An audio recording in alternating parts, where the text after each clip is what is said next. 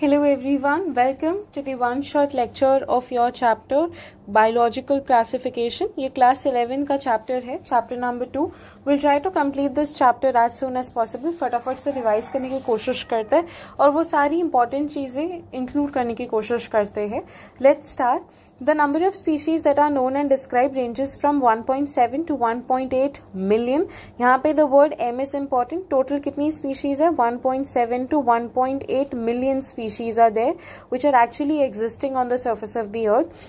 Classification is the process by which anything is grouped into convenient categories based on some easily observable characters. So जब भी हमें easily observable characters दिखेंगे, उसके basis पे हम उसका क्या कर देंगे? Classification कर देंगे. जैसे let us consider आप pen use कर रहे हो, पेंसिल यूज कर रहे हो, आपको पता है they are all your stationery items, तो आपने उनको क्लासिफाई कर दिया. तो जब भी हमें किसी भी चीज के बीच में इजीली ऑब्जर्वेबल कैरेक्टर्स दिखते हैं, we group them into convenient categories so that it is easy for us to read them, it is easy for us to study them. Aristotle's classification. Aristotle was the earliest one to attempt a more scientific basis. Now why the word more over here is written? Because there is a line which is very important, that the first classification, the first ever classification that was done was not a scientific basis. The first ever classification was not on scientific basis. So the first classification that was done, it was not a scientific basis of classification. क्यों ऐसा था? क्योंकि वो जो classification थी, it was on the basis of uses, where we are using that particular organism, उसके basis पे हमने उनको classify कर दिया था. तो it was not a scientific basis of classification. But उसके बाद फिर जो Aristotle आए, तो Aristotle attempted a more scientific basis of classification, where he classified different organisms on the basis of the habit. अब now there are three words आपको पता होने चाहिए. एक होता है यहाँ पे हैबिट, एक होता है habitat. So there is habit, habitat and niche. Okay, habit का मतलब होता है ऑर्गेनिज्म कैसा दिखता है, कैसा दिखता है, राइट, लाइक अपीयरेंस कैसा है. हैबिटेट का मतलब होता है कहाँ रहता है ऑर्गेनिज्म का, कहाँ रहना है. एंड नीश का मतलब है कि वो क्या करता है. ठीक है, what is that organism doing, what is the role of that organism in the environment. So that is habit, habitat and niche. So Aristotle ने जो क्लासिफिकेशन किया था was on the basis of habit, of how the organism looks like. So it was a more scientific basis of classification. उन्होंने plants को divide किया into trees, shrubs and herbs, and animals को divide किया those which had the red blood cells and those which did not had the red blood cells. तो जिनके पास थे उनको enema, जिनके पास नहीं थे उनको अनेमा बोला. इनेमा एंड अनेमा. अब कभी भी कोई भी चीज में ए लगा देते तो उस चीज का वो ऑपोजिट हो जाता है, तो enaima and anaima. So there were the classification systems, जिसमें सबसे पहला classification system was not a scientific basis. This is the first line of NCERT जो often ignored होती है, पता ही नहीं होता, हमें लगता है तो सबसे पहले classification Aristotle ने नहीं की थी. नहीं, सबसे पहली classification हुई थी which was not a scientific basis of classification. Then Aristotle came who gave the more scientific basis of classification on the basis of habit. ठीक है, फिर आई Linnaeus two kingdom system of classification. Linnaeus ने अपनी two kingdom classification system the. He classified organisms into two kingdoms, kingdom Plantae and kingdom Animalia, but there were certain drawbacks of Linnaeus system of classification. उन्होंने ना कुछ characteristics को consider किया था. He considered CCLMR. इसके basis पे उन्होंने अपनी classification की थी. Yes or no, अगर character है तो yes, अगर character नहीं है तो it would be no. सबसे पहले C से था cell wall present है या नहीं. फिर C से था contractile system, ठीक है, contractile system था. फिर L से यहाँ पे जो है, L से यहाँ पे था लोकोमोशन. लोकोमोशन के बाद M से था मोड ऑफ न्यूट्रिशन. कैसे मोड ऑफ न्यूट्रिशन है, ठीक है, मोड ऑफ न्यूट्रिशन. एंड वहीं पे R से था response to stimuli, where response to stimulus कैसे हो रहा है. So it was response to stimuli. तो इसके बेसिस पे अगर ये चीजें थी तो इट वाज अ येस, अगर ये चीजें नहीं थी तो इट वाज अ नो. इसमें से मेजर था ये सेल वॉल वाला फैक्टर. अगर सेल वॉल प्रेजेंट है तो it would be a Plantae, अगर सेल वॉल एब्सेंट है तो it would be an Animalia. अब इसी के बेसिस पे there were drawbacks of the Linnaeus system of classification. 3 drawback थे. उन्होंने प्रोकैरियोटिक और यूकैरियोटिक के बीच में डिफरेंशिएशन नहीं किया. यूनिसेलुलर यूनिसेल्युलर मल्टीसेल्युलर के बीच में डिफरेंशिएशन नहीं किया, और ऑटोट्रोफिक एंड हेटरोट्रोफिक के बीच में डिफरेंशिएशन नहीं किया, which are the very important 3 parameters for today's classification. फिर 3 किंगडम सिस्टम ऑफ क्लासिफिकेशन आई। 3 किंगडम सिस्टम देने वाले कौन थे? Haeckel. So Haeckel gave it. H लिखने में 3 लाइन होती है तो आप इसको ऐसे लर्न कर लो। हेकल ने अपनी क्लासिफिकेशन में 3 किंगडम दी थी।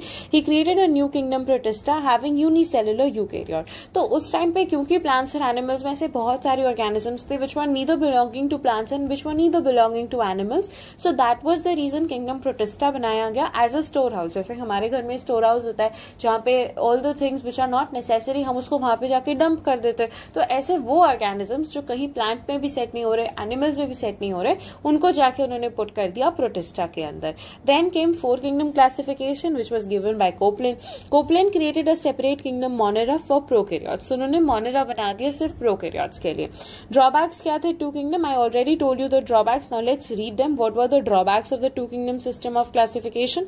Bacteria and cyanobacteria and eukaryotes, fungi, mosses, ferns, gymnosperms and angiosperms are included under plant A based on the presence of cell wall, but they widely differ in other characteristic. Okay, माना कि इनके पास cell wall है, cell wall का जो characteristic feature है वो bacteria के पास भी है और वो फंजाई के पास भी है, बट बैक्टीरिया वो प्रोकैरियोट्स, यूकैरियोट्स अलग है, तो प्रोकैरियोट्स एंड यूकैरियोट्स के बीच में कोई डिफरेंशिएशन नहीं था। Fungi have a chitinous cell wall, उनकी सेल वॉल काइटिन की बनी होती है, not of cellulose, so it is a chitin, it is also a polysaccharide, but उससे बनी होती है। While the green plants have a cellulosic cell wall, still उनको एक साथ रख दिया गया। It included the unicellular and the multicellular organisms in the same group. Unicellular and multicellular को भी सेम ही ग्रुप में डाला गया। So that was the reason कि differentiation बिल्कुल नहीं था between unicellular, multicellular, autotrophic, heterotrophic and eukaryotic and prokaryotic. जैसे for example, Chlamydomonas, it is a unicellular organism. Spirogyra, it is a multicellular organism. Were placed under alga. It did not differentiate between the heterotrophic fungi and the autotrophic green plants, right? So there was no differentiation and that was the reason कि Linnaeus के system को use किया गया for a very great period of time, but when scientist got to know the idea कि नहीं ये सब चीजें में बहुत ज्यादा अनडिफरेंसेस है, तो that was the reason linear system was discarded. And finally जो सिस्टम आया जिसे हम आज भी मानते हैं, that is a 5 kingdom system of classification which was given by R.H. Whittaker 1969। The year is important now because NCERT में दिया हुआ है। तो R.H. Whittaker system of classification 1969, उन्होंने उसमें Monera, Protista, Fungi, Plantae, Animalia 5 kingdoms को include किया। To be specific, R.H. Whittaker ने फंजाई किंगडम को ऐड किया था क्योंकि ऑलरेडी मोनेरा, प्रोटिस्टा, प्लांटे और एनिमेलिया डिस्कवर्ड थे। तो फंजाई को जिसने someone who founded the fungi, that was R.H. Whittaker. This is based on cell structure, thallus organization, mode of nutrition, mode of reproduction and phylogenetic relationship. अब यहाँ पे ना 2 चीजें हैं जो आपको इस टेबल में भी लर्न रखनी है एंड ओवरऑल भी you have to remember it for your better understanding. कैसे? आप जब एनसीईआरटी पढ़ोगे तो जहां पे आपको टेबल दिया हुआ है और उसके नीचे कुछ लाइंस दी हुई है, ये दोनों पैराग्राफ R.H. Whittaker के ऊपर ही है। टेबल में आपको कैरेक्टरिस्टिक्स लिखा होगा कि कैरेक्टरिस्टिक्स ऑफ 5 किंगडम क्लासिफिकेशन, और यहाँ पे क्राइटेरियाज लिखा होगा। जनरली क्वेश्चन ये होता है कि जब क्वेश्चन आ जाए तो यहाँ पे 5 कैरेक्टर्स अलग है जिसके बेसिस पे R.H. Whittaker ने क्लासिफिकेशन किया, यहाँ पे जो 5 नेम्स है वो डिफरेंट है जिसके बेसिस पे R.H. Whittaker ने क्लासिफिकेशन किया। तो किया किसके बेसिस पे, राइट? तो कैरेक्टरिस्टिक्स है और क्राइटेरियाज है। तो यहाँ पे I have a way of remembering them, आप उसको एज ए निमोनिक लर्न कर लो। कैरेक्टरिस्टिक्स में ये 5 चीजें हैं, मैंने इनिशियल से बना दिया CCNB M, ठीक है। CCNBM है जो उनके कैरेक्टरिस्टिक्स में है। यहाँ पे एक होगा आपका सेल वॉल, एक होगा आपका सेल टाइप, एक है आपका nuclear membrane, then you have body organisation and you have mode of nutrition, ठीक है। ये आपके टेबल में है जो चीजें आपको देखने को मिल रही है, बट वहीं पे अगर आप थोड़ा सा नीचे आओगे यानी आप क्राइटेरियाज पे आओगे तो क्राइटेरियाज में आपको ये जो दिया है ना, this is based on cell structure, so that was cell structure. This is based on cell structure. Thallus organisation यानी body organisation. Mode of nutrition यहाँ पे भी है, मोड ऑफ न्यूट्रिशन यहाँ पे भी है. अब mode of reproduction and phylogenetic relationship थोड़ा अलग है. तो सेल टाइप भी है एंड बॉडी ऑर्गेनाइजेशन भी है. Body organisation is in the name of thallus organisation. Thallus यानी कि body organisation, cell type is in the name of cell structure.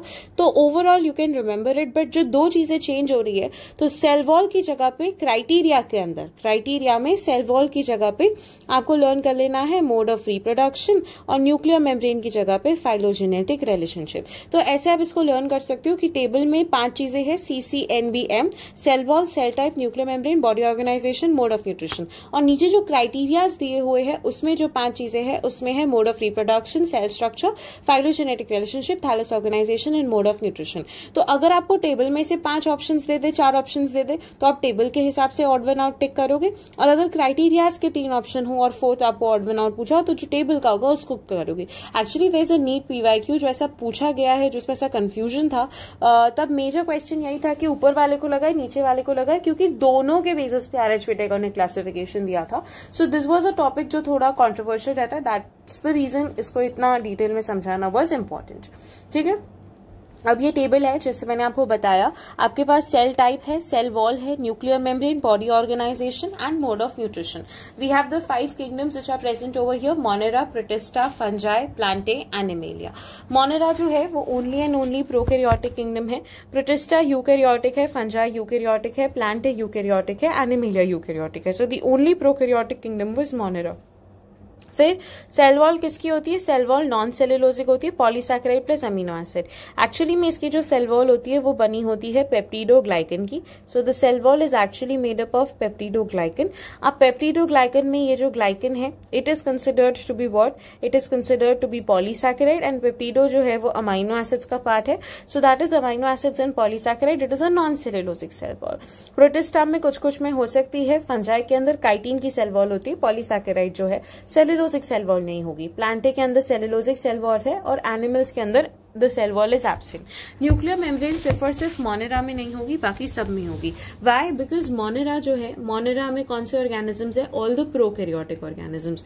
Prokaryote, अब जब भी प्रो वर्ड आता है यानी कि अ फॉर्म ऑफ प्रिमिटिव, यानी कि प्रो का मतलब क्या होता है? प्रो का मतलब होता है प्रिमिटिव ऑर्गेनिजम्स. एंड कैरियन यानी कि जिनका न्यूक्लियस प्रिमिटिव फॉर्म का हो. तो वेल डेवलप्ड न्यूक्लियस हमें यहाँ पे देखने को नहीं मिलता. So there is no well developed nucleus which is found over here. There is no well developed nucleus. यहाँ पे जो न्यूक्लियस आपको देखने को मिलेगा उसे हम बोलते हैं nucleoid. Why? Because it's a structure just like that, entangle fibres, कोई न्यूक्लियर मेम्ब्रेन कुछ नहीं. इसी न्यूक्लियोइड को हम इंसिपिएंट न्यूक्लियस भी बोलते हैं, इंसिपिएंट न्यूक्लियस, या हम इसी को जीनोफोर भी बोलते हैं. क्या बोलते हैं? Genophore. So these are the 3 names of nucleoid: nucleoid, incipient nucleus and genophore. So nuclear membrane यहाँ पे प्रोकैरियोट्स के अंदर एब्सेंट है, बाकी सब में यहाँ पे प्रेजेंट है, यहाँ पे प्रेजेंट है, यहाँ पे प्रेजेंट है, यहाँ पे प्रेजेंट है. बॉडी ऑर्गेनाइजेशन पहले सेलुलर लेवल पे है, फिर सेलुलर लेवल पे है, फिर थोड़ा टिश्यू लेवल पे जाएगा, फिर प्लांट्स में जाते जाते ऑर्गन लेवल पे भी चला गया और फिर ऑर्गन सिस्टम लेवल पे है. Mode of nutrition. अब मोड ऑफ न्यूट्रिशन ऑटोट्रोफिक हो सकता है या फिर हेटरोट्रोफिक हो सकता है. Autotrophic mode of nutrition photosynthetic and chemosynthetic. Heterotrophic में सैप्रोफाइटिक एंड पैरासिटिक. तो यहाँ पे हमको क्या दिख रहा है कि इसमें मैक्सिमम तरीके से जितने भी मोड ऑफ न्यूट्रिशन है वो सारे के सारे मोनेरा के अंदर है. इसीलिए बोला जाता है कि Monera has maximum nutritional diversity. इसका मतलब ये होता है कि वो हर तरीके से अपना खाना बना सकता है. सनलाइट होगी तो कुछ सनलाइट में बनाएंगे, अगर कुछ केमिकल्स दे दिए तो भी खुद खाना बना लेंगे, तो दैट इज कीमो ऑटोट्रोफिक. अगर आपने हेटरोट्रोफिक कंडीशन दी तब भी कर लेंगे, पैरासाइट के तरीके से भी जी लेंगे, सैप्रोफाइट के तरीके से भी जी लेंगे. So they have maximum nutritional diversity and that is the reason. Okay. Protista में आपको ऑटोट्रोफिक, हेटरोट्रोफिक है. ऑटोट्रोफिक में से फोटोसिंथेटिक ऑटोट्रोफिक, कीमोसिंथेटिक नहीं. फंजाई के अंदर हेटरोट्रोफिक है, सोलमली हेटरोट्रोफिक है. ऐसे ही एनिमेलिया सोलमली हेटरोट्रोफिक है. Holozoic mode of nutrition. Holozoic का मतलब होता है eating engulfing the food. Engulfing the food यानी कि एक बोलस के जैसे हम फूड को बनाते हैं. बोलस यानी कि ऐसा फूड पार्टिकल, और उसको हम एनगल्फ करते हैं. That is holozoic mode of nutrition कि हम पूरा फूड एनगल्फ कर सकते हैं. प्लांट में ऑटोट्रोफिक है जो हम सबको पता है. मूविंग फॉरवर्ड विथ कि RH विटेकर की क्लासिफिकेशन के बाद क्या कोई नहीं आया for the classification system? The answer was no. आए थे, बहुत लोग आए क्लासिफिकेशन करने। सो सबसे उसके बाद जो नेक्स्ट साइंटिस्ट आए जिन्होंने क्लासिफिकेशन की, that was Carl Woese. Carl Woese ने पर क्लासिफिकेशन में किंगडम की जगह पे डोमेन को लिखा। तो किंगडम की जगह पे उन्होंने डोमेन्स बनाए। सबसे पहली बात तो उन्होंने ये डिफरेंस किया, और उन डोमेन्स में उन्होंने 3 डोमेन्स बनाए। वो 3 डोमेन्स कैसे बनाए? उन्होंने मोनेरा को 2 डोमेन में डिवाइड कर दिया। एक उनका था आर्किया। उन्होंने बोला आर्किया इसीलिए बिकॉज ये वो ऑर्गेनिजम्स है जो एक्सट्रीम कंडीशंस में रहते हैं। ऐसी कंडीशंस में जहां पे बाकी ऑर्गेनिज्म सर्वाइव भी नहीं कर सकते, वहां पे ये आर्किया रहते हैं। और जो दूसरे ऑर्गेनिजम्स थे वो नॉर्मल यू बैक्टीरियाज थे, ठीक है, जो आपको हर जगह पे दिखने को मिल जाएंगे। और ये 2 डोमेन के बाद जो 3rd डोमेन था वो यूकेरिया था। इसमें आपके प्रोटिस्टा, फंजाई, प्लांटे, एनिमेला सब इसमें आ गया। अब हम डोमेन्स के हिसाब से आज क्लासिफिकेशन क्यों नहीं करते? RH विटेकर के क्लासिफिकेशन के बाद कार्ल वूज की क्लासिफिकेशन आई, but still we consider RH Whittaker classification rather than considering Carl Woese classification only and only because RH Whittaker ने अपनी क्लासिफिकेशन के अंदर फाइलोजेनेटिक रिलेशनशिप का यूज किया था।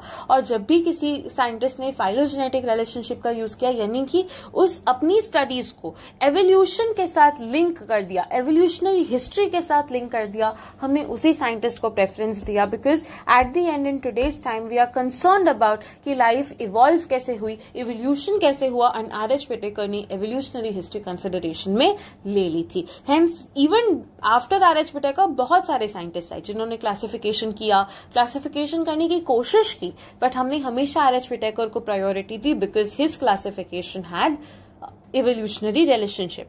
Okay, now सबसे पहले now we are going to go with kingdoms. His chapter में हम 3 kingdom पढ़ते हैं, Monera, Protista and Fungi, and हम exceptions of 5 kingdom classification, viruses, viroids and prions को पढ़ते हैं, and next chapter में हम plant kingdom को पढ़ते हैं, और 4th chapter के अंदर animal kingdom को पढ़ते हैं. So let's start with the kingdom Monera. हमने already देख लिया Monera में सारे के सारे prokaryotic organisms थे.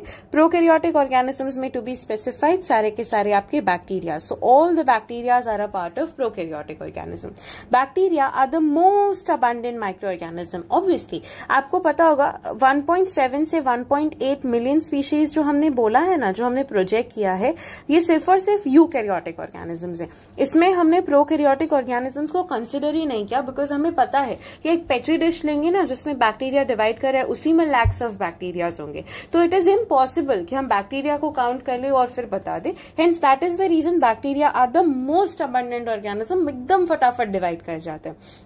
Hundreds of bacteria are present in a handful of soil.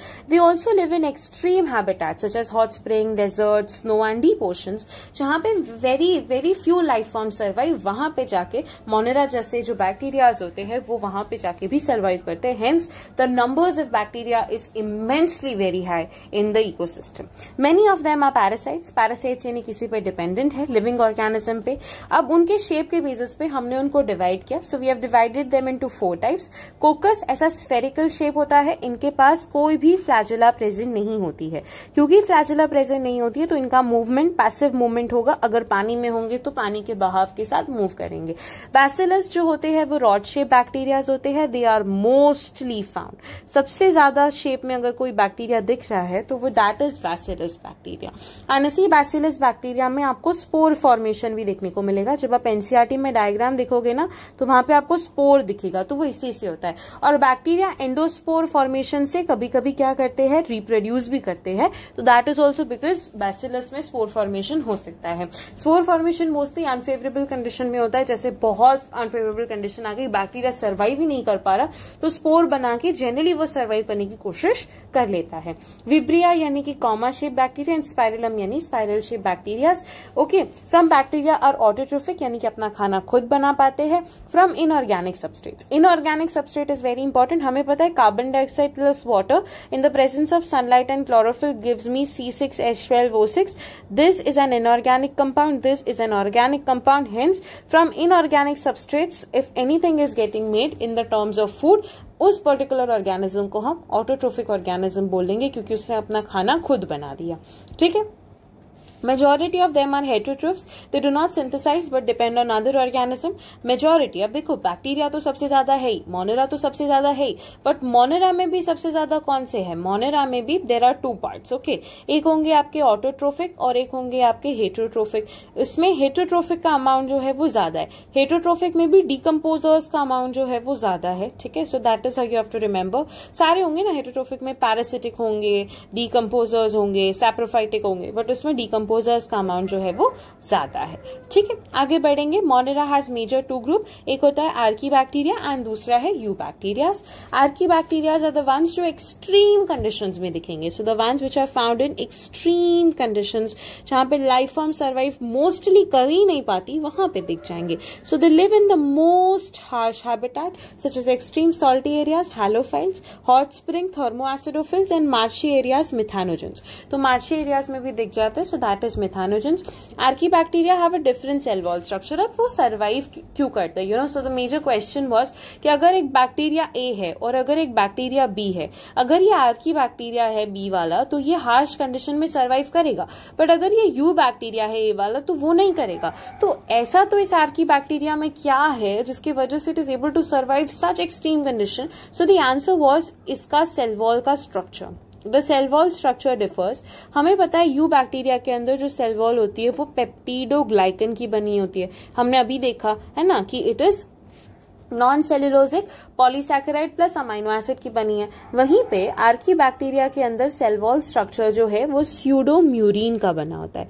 किसका बना होता है? स्यूडोम्यूरिन का. So the cell wall structure is different which gives them an extra stability in that kind of condition. तो ये first point है, आपको cell wall ही याद रखनी है, बट एक थोड़ा एक्स्ट्रा लेवल पे उनकी जो ब्रांच्ड सेल मेम्ब्रेन होती है जिसके वजह से भी ये चीजें चेंज हो जाती है. अब क्वेश्चन याद है कि क्या ब्रांच सेल मेम्ब्रेन की वजह से उसका कॉम्पोजिशन बदल गया? नहीं. It is made up of bilayer of phospholipids only, but it is branched in condition and main जो डिफरेंस आ रहा है it is because of the cell wall structure. So archaebacteria have a different cell wall structure for the survival in extreme condition. Methanogens are present in the gut of the ruminant animals, cows, buffaloes. They produce methane biogas from the dung of these animals. So methanogens है. हैलोफाइल्स जो कि salty areas में है. Thermo यानी कि heat, and acidophiles यानी कि जो हॉट स्प्रिंग्स में देखने को मिलता है. Okay, so they are only and only able to survive because of a different cell wall structure. बहुत इंपॉर्टेंट पैराग्राफ है. See you can just see the amount of questions. Odisha NEET 2019, NEET 2017, AIPMT बहुत बार questions आ चुके हैं, तो इसको learn रखना है. ठीक है, आगे बढ़ेंगे यू बैक्टीरिया पे. यू बैक्टीरिया यानी कि true bacteria. Okay, so they have a rigid cell wall and they have a flagellum. अगर मोटाइल होंगे so they may be motile, they may not be motile. Motile होंगे so they will have a flagella. They include autotrophic, photosynthetic and chemosynthetic and heterotrophic organism. Father of bacteriology is Anton von Leeuwenhoek. Anton von Leeuwenhoek, okay, so there's an interesting story to this. फटाफट मैं बताती हूँ. Robert Hooke ने, हमें पता है Robert Hooke ने cell discover किया था, बट रॉबर्ट हुक ने जो सेल की डिस्कवरी की थी that was a dead cell. उसके बाद जो आए वो आए एंटन वॉन ल्यूवेनहॉक, और एंटन वॉन ल्यूवेनहॉक ने सबसे पहला लिविंग सेल की डिस्कवरी की थी. तो सबसे पहली जो लिविंग सेल की डिस्कवरी की थी वो एंटन वॉन ल्यूवेनहॉक ने की थी. उन्होंने एक्चुअली में जो उनको फ्लोटिंग ऑर्गेनिजम्स दिखे थे, तो उनको फ्लोटिंग ऑर्गेनिजम्स कहाँ दिखे थे? टीथ स्क्रैप में दिखे थे as well as pond water में दिखे थे. तो पॉन्ड वाटर में एंड टीथ स्क्रैप में ही was able to find out floating organisms, जिसको उन्होंने नाम दिया एनिमल्क्यूल्स का. क्या नाम दिया? एनिमल्क्यूल्स का. So they were named as animalcules. So they were the floating organisms which was found in teeth scrap और it was found in pond water. ठीक है, and that is the reason ये animalcules जो थे वो actually में bacteria थे. So the father of bacteriology is Anton von Leeuwenhoek. जब हमको स्टोरी पता होती है तो I think it becomes easier for us to remember. That is the reason मैंने आपको बता दिया. अब हम देखते हैं फोटोसिंथेटिक ऑटोट्रॉफ जो अपना खाना खुद बना पाते हैं. फॉर एग्जाम्पल साइनोबैक्टीरिया और the blue green alga. They have chlorophyll a similar to green plant. अब हम जब प्रोटिस्टा में जाएंगे तब क्लोरोफिल ए और बी दोनों चीजें आएंगी, तो बिल्कुल भी कंफ्यूज नहीं होना. इसके पास सिर्फ और सिर्फ क्लोरोफिल ए है which is similar to the green plants. Okay, so it only has chlorophyll A. Cyanobacteria or the blue-green alga are unicellular, colonial or filamentous. They may be freshwater, marine water or they may be terrestrial alga. So cyanobacteria जो है वो unicellular हो सकता है, colonial हो सकता है, filamentous हो सकता है, freshwater, marine water, terrestrial alga. The colonies are generally formed in polluted water bodies. So colonies जो होती है उनकी generally surrounded होती है by gelatinous sheet. So the colonies है वो किससे surrounded है? The colonies are are generally surrounded by gelatinous sheet. Gelatinous sheet की एक कवरिंग होती है जो हमें देखने को मिलती है. And they form blooms in polluted water body. So they form what? They form blooms in polluted water body. So they form blooms in polluted water bodies. ठीक है, पोल्यूटेड वाटर बॉडीज में they form blooms. Now they fix atmospheric. अब सिर्फ और सिर्फ bacterias के पास ये power होती है कि वो एटमॉस्फेरिक नाइट्रोजन को फिक्स कर सके. हमें पता है प्लांट्स जो एटमॉस्फेयर में नाइट्रोजन होता है उसे डायरेक्टली नहीं ले पाते. They have to convert it into the form जिससे वो उसको ले सके.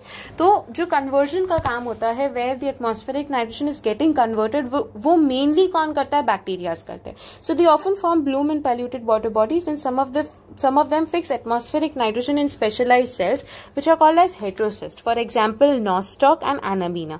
तो उनके specialized cells होते हैं जिन्हें heterocyst बोला जाता है. And nostoc and anabina में they are actually doing what? They are actually fixing the atmospheric nitrogen which can be taken up by the plants later.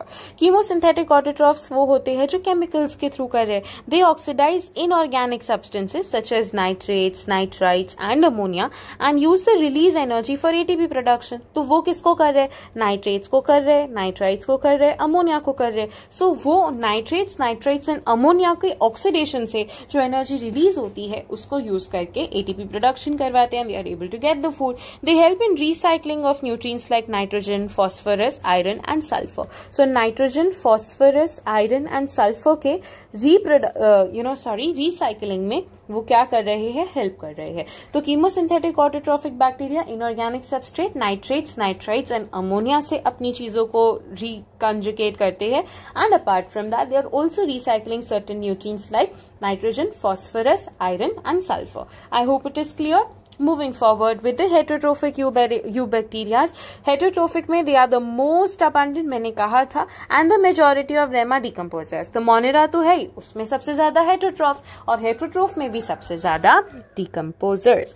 Impacts of heterotrophic bacteria. Impacts क्या क्या है, कहाँ कहाँ use हो रहे हैं? So सबसे पहले होता है parasitic bacteria.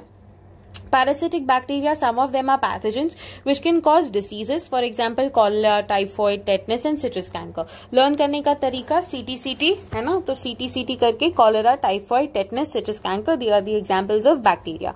They are used to make curd from milk. See, जब भी आप मेरे वन शॉट्स देखोगे आपको mnemonics मिलेंगे because I consider biology में जो सबसे बड़ा challenge होता है is to learn the questions, is to learn the examples and is to learn ऐसे कुछ examples जहाँ पे confusion हो जाता है. तो देखो लर्न करना is very easy, you just need to have a proper strategy of learning it. Okay, so CTCT करके cholera, typhoid, tetanus, citrus canker, very simple parasitic bacterias है ना. अब नहीं भी याद रहेगा तो ये पता है कि कॉलेरा कौन कॉज करता है? Vibrio cholerae. विब्रियो क्या है? बैक्टीरिया, यानी कि सिट्रस कैंकर क्या होगा? बैक्टीरिया होगा. अब आपको नीट में क्या पूछेगा पता है? Citrus canker is caused by bacteria, virus and majority of the student virus लगाएंगे क्योंकि वायरस के बारे में बहुत सारे बैक्टीरियाज, हम ओवरऑल बायोलॉजी में वायरस के बारे में ज्यादा पढ़ते हैं. But then also you need to remember bacteria की diseases. Okay, so I hope आपको लर्न हो गया. CTCT. Symbiotic bacteria nitrogen fixing होती है जो लेग्यूम्स में होती है, जैसे राइजोबियम की होती है, वेयर सिम्बायोसिस यानी कि गिव एंड टेक रिलेशनशिप होता है, जिससे एक शेल्टर देता है तो उसको नाइट्रोजन फिक्स करके वो दे रहा है ना. प्रोडक्शन ऑफ एंटीबायोटिक्स वो भी बैक्टीरिया से बन रही है ना. Now reproduction in bacteria. Bacteria में रिप्रोडक्शन 3 तरीके से होता है. एक होता है under unfavourable condition they produce spores, जैसे मैंने बोला था एंडोस्पोर फॉर्मेशन बैसिलस में होता है. तो अंडर अनफेवरेबल कंडीशन क्या करेंगे? वो स्पोर्स को बना देंगे. बैक्टीरिया प्रोड्यूस करते हैं फिजन के थ्रू, इसीलिए इनकी क्वांटिटी बहुत ज्यादा होती है. ये बहुत ज्यादा प्रेजेंट है हमारे एनवायरमेंट में. They also reproduce by a set of sexual reproduction. DNA transfer from one bacterium to another. This is a primitive form of, reproduction. So this is also primitive. Sab primitive hai. They are bloody. They are primitives. Okay. So they also they also reproduce by a sort of sexual reproduction, which is DNA transfer from one bacterium to other, and that is through conjugation. Okay. So that is happening through what? That is happening through conjugation. जहाँ पे क्या हो रहा है? जहाँ पे आपका DNA transfer हो रहा है. So that is what the thing is. यहाँ पे DNA transfer हो रहा है. So they also reproduce by a sort of sexual reproduction. अब जो लास्ट है वो है mycoplasma. Super duper important, NEET का फेवरेट 2 लाइन या 3 लाइन जो है वो है कभी भी ऐसा नहीं हुआ कि सवाल ना आया हो, मोस्टली आता है. तो let's write them and let's learn them. Mycoplasmas यानी कि pleuropneumonia like organism. Mycoplasmas का जो डायमीटर होता है वो 0.3 माइक्रोन मीटर होता है एंड पीपीएलओस का 0.1 माइक्रोन मीटर से कम होता है. ठीक है. नाउ दीज आर ऑर्गेनिजम्स जिनके पास सेल वॉल नहीं होती है, इसीलिए हम इन्हें जोकर्स ऑफ प्लांट किंगडम बोलते हैं. क्या बोलते हैं? Jokers of plant kingdom. अब आप बोलोगे यार प्लांट किंगडम के जोकर्स, क्योंकि पहले तो इनको प्लांट किंगडम में रखा था ना, but they are jokers because they do not have a cell wall. जो मेन चीज होनी चाहिए प्लांट किंगडम में वही नहीं है, तो that is the reason they are jokers. They are the smallest living cells. मैंने आपको डायमीटर्स बता दिए. They can survive without oxygen and many of them are pathogenic both in plants and animals. Both in plants and animals, ये याद रखना. सिर्फ animal में नहीं है, सिर्फ प्लांट में नहीं है, दोनों में है. So that comes to an end with monera. अब हम प्रोटिस्टा देखेंगे. प्रोटिस्टा में सिंगल सेल यूकैरियोटिक ऑर्गेनिजम्स है, यानी कि कौन से? Unicellular eukaryotic organism. तो हमें यूनिसेलुलर यूकैरियोटिक ऑर्गेनिजम्स कहाँ देखने को मिलेंगे? किंगडम प्रोटिस्टा में. The cell contains a well defined nucleus and the other membrane bound organelle. Some of them have flagella और सीलिया. अब ऑब्वियसली बात है यूकैरियोटिक आ गया. जो जो कैरेक्टरिस्टिक एक यूकैरियोटिक सेल में होता है ना, न्यूक्लियस होना, मेम्ब्रेन बाउंड ऑर्गेनलीज होना, फ्लैजेला होना, सीलिया होना, वो सारी चीजें प्रोटिस्टा में दिखेगी. क्यों? क्योंकि वो यूकैरियोटिक है. So the cell contains a well defined nucleus and other membrane bound organelle. Protista are primarily aquatic. So they are primarily what? They are primarily aquatic. A very important point मैंने star लगाया हुआ है. This kingdom forms a link with the other kingdom. Basically कैसे होता है? यहाँ पे आपका मोनेरा आता है, फिर आपका प्रोटिस्टा, और यहाँ पे से 3 किंगडम आते हैं, फंजाई, प्लांटे, एनिमेलिया. तो protista link banana, so it forms a link between the other 3 kingdoms, right. They reproduce asexually and sexually. Asexually कैसे? सेल फ्यूजन से, और सेक्सुअली कैसे? जाइगोट फॉर्मेशन से. तो दोनों तरीके से रिप्रोडक्शन हो सकता है. असेक्सुअली भी हो सकता है, सो असेक्सुअल रिप्रोडक्शन, और it can also happen sexually, asexually and sexually, cell fusion से एंड जाइगोट फॉर्मेशन से. Cell fusion and zygote formation. Cell fusion, zygote formation. Then protists include chrysophyte, dinoflagellate, euglenoids, slime molds and protozoans. Protists में भी autotrophs, photosynthetic हो सकते हैं, symbiotic हो सकते हैं, और heterotrophic हो सकते हैं. It is a heterogeneous group because the boundaries of this kingdom is what? Not well defined. आज भी ऐसे बहुत सारे organisms हैं जो लगता है हमें कि protist में नहीं होने चाहिए, पर protist में है. But still, that is the reason that we say that the boundaries of this kingdom are not well defined. तो it is primarily aquatic है. They form a link, sexually reproduction है through cell fusion, zygote formation, क्या क्या चीजें आ रही है, और protist में आपको सब दिखेगा. आगे बढ़ेंगे क्राइजोफाइट्स से. क्राइजोफाइट्स में they are found in fresh water and marine water, यानी कि वाटर एनवायरमेंट्स में देखने को मिल रहे हैं, यानी कि एक्वेटिक है. बट कहाँ कहाँ? दोनों में, फ्रेश वाटर में भी, मरीन वाटर में भी. माइक्रोस्कोपिक है and they float passively with the water current. मैंने आपको अभी एक जगह पे बताया कि पैसिव मूवमेंट होगा वाटर करंट के साथ. क्या थी वो जगह? फटाफट रिकॉल करो. अगर नहीं कर पाए तो it was in the bacteria. जब मैंने आपको बताया था कि जो कॉकस शेप बैक्टीरिया होते हैं वो ऐसे होते हैं, तो उनके पास फ्लैचुला नहीं होता, so they move passively. Similarly ऐसे ही क्राइजोफाइट्स है जो यहाँ पे they move passively with the water current, इसीलिए हम उन्हें प्लैंक्टॉन्स बोलते हैं. ऐसी कोई भी चीज जो पैसिवली मूवमेंट करती है just because it does not have a flagella, उसे हम प्लैंक्टॉन्स का टर्म देते हैं. फिर इसमें मोस्ट ऑफ देम कैसे है? फोटोसिंथेटिक, अपना खाना खुद बना लेते हैं. They are the chief producers of the ocean. क्या बोला जाता है? Chief producers of ocean. ठीक है, इन्हें चीफ प्रोड्यूसर्स ऑफ ओशन बोला जाता है. एंड इनको it includes diatoms and golden alga, जिसे डेस्मिड्स बोला जाता है. तो क्राइजोफाइट्स के अंदर you can have diatoms, golden alga and desmids. इनको हम ज्यूवेल्स ऑफ द प्लांट किंगडम भी बोलते हैं. क्या बोलते हैं? ज्यूवेल्स ऑफ प्लांट किंगडम, क्योंकि इनका कलर गोल्डन होता है ना, जैसे गोल्डन alga. हाँ, इसीलिए हम इनको ज्यूवेल्स ऑफ प्लांट किंगडम भी बोलते हैं. वापस मैम प्लांट किंगडम पहले उनको वहां रखा गया था ना, इसीलिए ये चीजें चेंज नहीं हुई है over the period of time. ठीक है, तो it includes diatoms and golden alga, जिसमें आपके डेस्मिड्स है. अब डायटम्स क्या है? Diatoms have a silicaceous shell wall. Silicaceous cell wall, this is very important. Siliceous और silicaceous, whatever you pronounce. Siliceous cell wall forming 2 thin overlapping shells which fit together as in a soap box. Soap box होता है तो ये इसका एक ऐसे और ये इसका एक ऐसे. तो बेसिकली क्या होता है, आपको पूछा जाता है कि डायटम्स में प्लॉइडी क्या होती है. एन प्लॉइडी होती है, 2n प्लॉइडी होती है। तो ये एक बहुत इंटरेस्टिंग क्वेश्चन हो जाता है। हमें लगता है एन प्लॉइडी होगी, है ना, बट होता नहीं है ऐसे। ऊपर के शेल की एन प्लॉइडी होती है, नीचे वाले शेल की एन प्लॉइडी होती है, तो टोटल जो प्लॉइडी होती है वो 2n होती है। डिप्लॉइड ऑर्गेनिजम्स होते हैं, so they are diploid organisms, ये याद रखना, ठीक है। So they have a silicaceous cell wall, ये डिस्ट्रक्टेबल नहीं होती। जब भी किसी पे सिलिका की कवरिंग हो जाती है तो डिस्ट्रक्टेबल नहीं होती। आज के टाइम पे आपने देखा होगा रेजन्स की चीजें बहुत फेमस होती है, सिलिका के मोल्ड्स बनाए जाते हैं, चीजों को प्रिजर्व किया जाता है, क्यों? ताकि वो डिस्ट्रक्ट ना हो over a long period of time, ठीक है। तो उस टाइम पे तो नहीं, खैर अभी भी जो ये डाई एटम्स मिलते हैं या जो गोल्डन एल्गा मिलते हैं या जो क्राइसोफाइट्स हमें मिलते हैं मरीन एनवायरमेंट्स में से, इनके ऊपर सिलिका की कवरिंग होती है, जिसकी वजह से इतने सालों से उनका डिस्ट्रक्शन नहीं हुआ, just because they have a silicaceous covering forming two thin overlapping shell. They left behind cell wall deposit of diatom over billions of years in the habitat is known as diatomaceous earth. अब उन्होंने जब वो मरे भी होंगे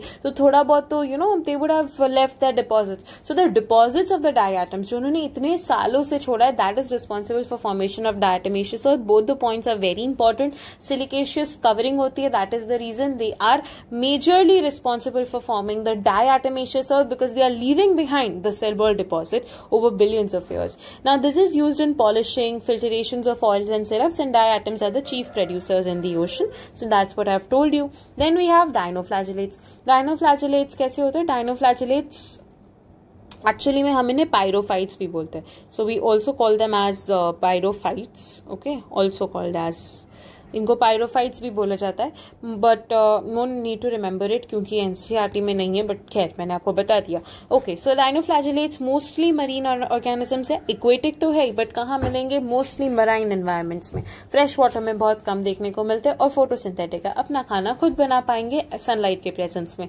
अब कौन सी colour में होते हैं? Yellow, green, brown, blue, red, based on the main pigment present in the cell. अब मुझे लगता है ना कि किसी दिन ये नंबर्स के कलर्स पूछ लेगा वो, तो इसको लर्न करने का तरीका होता है, क्या होता है कि हमें पता है कि रेनबो के अंदर विबग्योर कलर्स होते हैं, बस आपको क्या करना है, विबग्योर में वी को तो हटा ही दो, बट BGY, ओ की जगह पे BR, बस। अब blue, green, yellow, brown, red, blue, green, yellow, brown, red, blue, green, yellow, brown, red, एक बार 4-5 बार बोलोगे तो लर्न हो जाएगा। तो ये कलर्स होते हैं जो आपको डायनोफ्लैजेलेट्स के अंदर देखने को मिलते हैं। कलर किसी को लर्न नहीं होंगे, 1% ऑफ नीट एस्पिरेंट को भी ये कलर्स लर्न नहीं होते, 0.5% को लर्न होंगे। और अगर कभी नीट में ये क्वेश्चन आ गया, knowing the pattern of NEET exam कितना अनप्रिडिक्टेबल है, वो बच्चे ही आंसर कर पाएंगे। So this is a mnemonic to remember it, तो आप इसको लर्न कर सकते हो। The cell wall has a stiff cellulosic cell plate on the outer surface. अब इनके ऊपर स्टिफ सेल्यूलोजिक सेल प्लेट होती है, वहां पे किसकी कवरिंग थी? वहां पे सिलिका की कवरिंग थी डायटम्स में, क्राइसोफाइट्स में। तो वहीं पे डायनोफ्लैजेलेट्स में स्टिफ सेल्यूलोजिक सेल प्लेट्स है। क्या है? स्टिफ सेल्यूलोजिक सेल प्लेट, तो यहाँ पे स्टिफ सेल्यूलोजिक सेल प्लेट है ऑन दी आउटर सरफेस। इनके पास 2 फ्लैजेला होता है, एक ऐसा लॉन्जिट्यूडनल होता है और एक ऐसा ट्रांसवर्स होता है। So they have 2 flagellas, one is longitudinal and the other one is in a transverse, and lies in the furrow. Furrow मतलब क्या? ऐसा जो गड्ढा, देखो आपको यहाँ पे ये फरो दिख रही है, so this is a furrow basically, ये ऐसी फरो है। सो इस फरो में there is a transverse flagella and there is a longitudinal flagella that lies in a furrow between the wall plates. किसकी wall plates? The stiff cellulosic wall plates. So stiff cellulosic wall plates के बीच में जो furrow बनता है, in that furrow lies the 2 flagella, one transversely and one longitudinally. Red dinoflagellate goniologs Scantinella undergo rapid multiplication so that the sea appear red. So they are also responsible for making the sea appear red, that is red tides. Red tides किसके वजह से आती है? Red tides आती है, red sea की बात नहीं हो रही है, क्योंकि there is another बैक्टीरिया और देयर इज अनदर ऑर्गेनिज्म जो रेड सी के लिए रिस्पॉन्सिबल होता है। अगर आपने थोड़ा डिटेल में पढ़ा हो इस चैप्टर को, यहाँ पे रेड टाइड्स की बात हो रही है। तो रेड टाइड्स के लिए जो रिस्पॉन्सिबल है वो है गॉनियोलॉक्स, ओके, एंड रेड सी के लिए एरिथ्रोजाइलम सी का होता है कुछ, तो वो रिस्पॉन्सिबल होता है, but don't go there, just come back here. Red tides के लिए क्या रिस्पॉन्सिबल है? गॉनियोलॉक्स रिस्पॉन्सिबल है। They release toxins, I am so sorry, they release toxins that kill marine animals like fishes, तो दैट इज सैक्सीटॉक्सिन। सैक्सीटॉक्सिन की वजह से जो मरीन एनिमल्स होते हैं, जैसे फिशेस हो गई, उनकी डेथ हो जाती है, ठीक है। So they are responsible for that also. तो मरीन है, स्टिफ सेल्यूलोजिक सेल प्लेट है, 2 फ्लैजेला है, उनके डिफरेंट डिफरेंट कलर्स है, blue, green, yellow, brown, red dinoflagellates की वजह से रेड टाइड्स आती हैं, एंड उसी की वजह से they also release toxins which is responsible for the death of the marine organisms like fishes. Moving forward with euglenoids. Euglenoids जो है वो मेनली फ्रेश वाटर ऑर्गेनिजम्स है जो फाउंड होते हैं स्टैग्नेंट वाटर में, इसीलिए हम इन्हें आइसोक्वांट ऑर्गेनिजम्स भी बोलते हैं. आइसोक्वांट ऑर्गेनिजम्स वो होते हैं जो एक पर्टिकुलर स्थिर पानी में आपको देखने को मिलेंगे, तो ये आपको स्टैग्नेंट वाटर में देखने को मिलते हैं. That is the reason that euglenoids are mainly fresh water but they are found in a stagnant condition.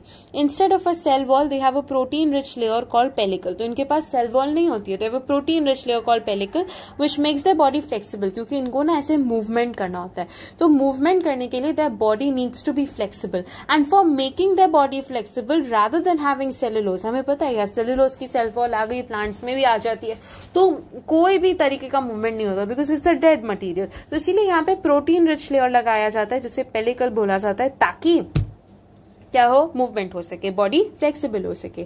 इनके पास भी दो फ्लैजिला है, एक छोटा है तो एक बड़ा है. अब कहाँ दिख रहा है, तो ये छोटा फ्लैजिला, ये बड़ा फ्लैजिला, ठीक है. So they have two flagellas, one shorter one and the other longer one. जैसे गोन्यूलॉक्स में था, बट गोन्यूलॉक्स में एक ट्रांसवर्स में था तो एक लॉन्जिट्यूडनल में था. They are photosynthetic in the presence of sunlight and in the absence of sunlight they behave like heterotrophs by predating on smaller organisms. So that is mixotrophic mode of nutrition. Mixotrophic mode of nutrition का मतलब होता है कि जब sunlight होगी तो autotrophic होंगे, जब सनलाइट नहीं होगी तो हेटेरोट्रोफिक होंगे, दोनों तरीके से. And the pigments are identical to those which are found in higher plants. Generally इनके अंदर क्लोरोफिल ए होता है और क्लोरोफिल बी होता है. अगेन अ क्विक रिविजन, मैंने आपको अभी बताया कि chlorophyll A is a pigment जो फाउंड होता है हायर प्लांट्स में. अभी हमने बैक्टीरिया में कहां पढ़ा था उसको, यस, अगर आपको याद आ गया very good, blue green alga में पढ़ा था जिसमें सिर्फ क्लोरोफिल ए था. यूग्लेनॉइड्स के अंदर दोनों पिगमेंट्स होते हैं जो हमें देखने को मिलते हैं which are similar to higher plant. दो फ्लैजिला है, एक शॉर्ट है एक लॉन्ग है, मिक्सोट्रोफिक मोड ऑफ न्यूट्रिशन है, and they are found in fresh water, isoquant condition, stagnant water. Cellulosic cell wall नहीं होती है बल्कि protein rich layer होता है pellicle which makes their body flexible. Now the last portion of protista, that is slime molds. Slime molds में क्या है, slime molds कैसे है, saprophytic है, protist है, saprophytic protist है without cell wall. तो इनके पास तो cell wall है ही नहीं. The body moves along, I am sorry this is not the last, this is the second last. Okay, second last protist है, लास्ट तो प्रोटोजोएंस है. Now okay, coming back here, ये इनके पास कोई सेल वॉल नहीं है, सैप्रोफाइटिक प्रोटिस्ट है. The body moves along decaying twigs and leaves engulfing the organic material. So they are moving along decaying twigs and leaves engulfing the organic material. अब इनको देखो, खाना तो बाहर से लेना है, तो खाने किस फॉर्म में होगा, ऑर्गेनिक मटेरियल के फॉर्म में होगा खाना, है ना. ऑर्गेनिक, इनऑर्गेनिक याद रखो, इसीलिए मैंने समझा दिया, है ना. खेलने पे स्टेटमेंट्स में टू मच अच्छे से इस पे खेला जा सकता है. एक आपको इन लगाना है और इनको हटाना है ना. तो आप ऑर्गेनिक मटेरियल से, और सैप्रोफाइट है तो डेड में मूव करेंगे, तो इसीलिए डिकेइंग ट्विग्स है. So dead and decaying twigs along the dead and decaying twigs move करते हैं एंड एनगल्फ करते हैं ऑर्गेनिक मटेरियल को. Under suitable condition they form an aggregation which is called as plasmodium which may spread over several feet. अब क्या होता है ना कि जैसे जब ये डिवाइड करते हैं तो ऐसा ऐसा कंडीशन हो जाती है, सिर्फ न्यूक्लियर डिविजन होता है. क्या होता है, सिर्फ न्यूक्लियर डिविजन होता है, सेलुलर डिविजन नहीं होता, और बहुत ज्यादा प्लॉइडी बन जाती है, तो इसे बोला जाता है प्लाज्मोडियम. अब एक प्लाज्मोडियम आता है मलेरिया वाला प्लाज्मोडियम, और ये है आपका स्लाइम मोल्ड वाला प्लाज्मोडियम, दोनों डिफरेंट है, तो प्लीज इनको कंसिडरेशन में रखना.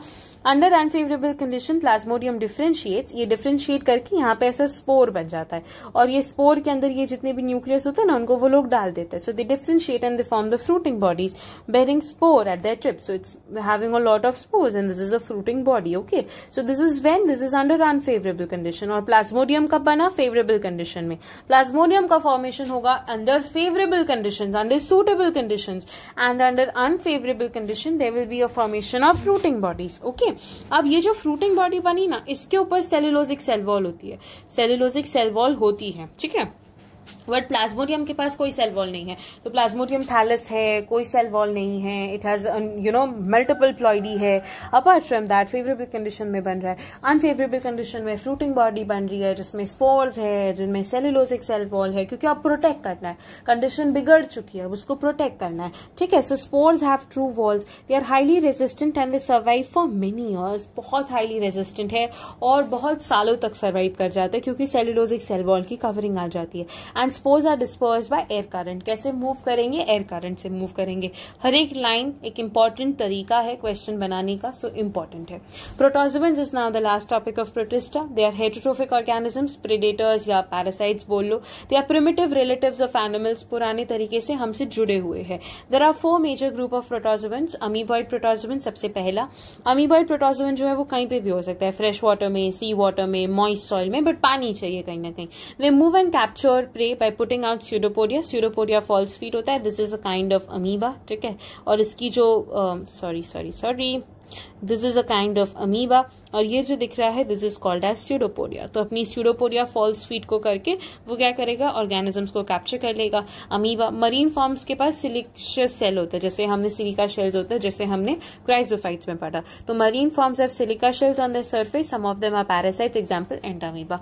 थोड़ा डिटेल में है I know, but one shot है. वन शॉट में सारा ऊपर से भी नहीं करा सकते, थोड़ा डिटेल में रहेगा. जो फाइनल वन शॉट होगा ना, जब एग्जाम वुड बी नियर, जो 10 मिनट्स का होगा, तब मैं आपको फटाफट सब बता दूंगी. तो अभी तो हम थोड़ा देख सकते हैं डिटेल में. ठीक है. Flagellated protozoans they are either free living और पैरासिटिक होते हैं. तो फ्री लिविंग हो सकते हैं, पैरासिटिक हो सकते हैं. They have a flagella. So the parasitic form causes disease called as sleeping sickness. तो फ्री लिविंग हो सकता है या फिर पैरासिटिक हो सकता है, जिसमें से जो पैरासाइटिक है वो क्या कर रहा है? स्लीपिंग सिकनेस कॉज कर रहा है. ट्रिपैनोसोमा. ठीक है. Trypanosoma is the example. Ciliated protozoans के अंदर सीलिया प्रेजेंट होंगे. So they are actively moving. Cilia क्या करेगा? फटाफट मूव करेगा. So they are actively moving organism using thousands of cilia. उनके पास कैविटी होती है. कैविटी यानी कि गलट लाइक कैविटी होती है, जिसे गलट बोलते हैं. That opens to the outside of the cell surface. The coordinated rows of cilia causes the water laden with food to be stored inside the gullet. ऐसे गलट के अंदर वो फूड को क्या करेगा? सब खाना अंदर. यहाँ पे सीलिया होंगे. सीलिया. तो दे put the food inside, and that is the best example is paramecium. And the fourth and the last one, sporozoans, they have an infectious spore-like stage in the life cycle. Example plasmodium. ये plasmodium slime mold वाले plasmodium से बहुत अलग है. slime mold वाला plasmodium अलग था. ये plasmodium malarial parasite है जिसके अंदर spore-like stage आती है in the life cycle, जो infectious है. So they have an infectious spore-like stage and it also has a spore inside it, and ये disease cause करता है. Okay, now we are going to go with kingdom fungi. Alright, now let's going up with the kingdom fungi. Kingdom fungi, it is a unique kingdom of heterotrophic organisms. जितने भी organisms हमें दिख रहे हैं वो mostly सारे कैसे होंगे? heterotrophic organism है. cosmopolitan है, यानी हमें हर जगह देखने को मिल जाएंगे. So they are found everywhere, and the word that is written कि found everywhere के लिए जो term होता है वो होता है cosmopolitan, यानी कि हर जगह mostly हमें देखने को मिल जाते हैं. कैसी conditions में grow करेंगे? warm and humid places में grow करेंगे. Example bread molds, orange growths, mushrooms, toadstools, जहाँ पे warm and humid conditions होंगी. अब white spots on mustard leaves are due to parasitic fungus. This is basically albugo candida करके एक fungus होती है जो व्हाइट स्पॉट्स बना देती है मस्टर्ड लीव्स पे. मस्टर्ड लीव्स पे आपने देखा होगा ऐसे व्हाइट है ना, ऐसे स्पॉट्स बन जाते हैं. So that is actually fungus. Some fungi are the source of antibiotic, for example penicillium, and some unicellular fungi, example yeast are used to make bread and beer. अगर आप रिविजन कर रहे हो तो आपको पता होगा कि ईस्ट को ही हम बेकर्स एंड ब्रूअर्स ईस्ट बोलते हैं. This is basically in class 12 microbes chapter. तो बेकर्स एंड ब्रूअर्स ईस्ट होती है something called as baker's and brewer's yeast, और ये होती है एक्चुअली में सैक्रोमाइसिस सर्विसिए. तो ये वही फंजाई है. तो 3 एग्जांपल्स, व्हाइट स्पॉट्स जो देखने को मिलते हैं जो एंटीबायोटिक्स बनाने में काम आती है, और एक बेकर्स एंड ब्रूअर्स ईस्ट जो ब्रेड एंड बियर बनाने में काम आती है. ठीक है. It is actually what? It is actually saccharomyces cerevisiae. Saccharomyces cerevisiae. ठीक है. मैंने देखो किस टर्म्स में लिखा है ये. अगर आपने लिविंग वर्ल्ड पढ़ा है तो आपको पता होगा ये तरीका होता है लिखने का, है ना. Okay, Now let's moving forward. Other fungi causes diseases in plants and animals. Example, wheat rust causing Puccinia.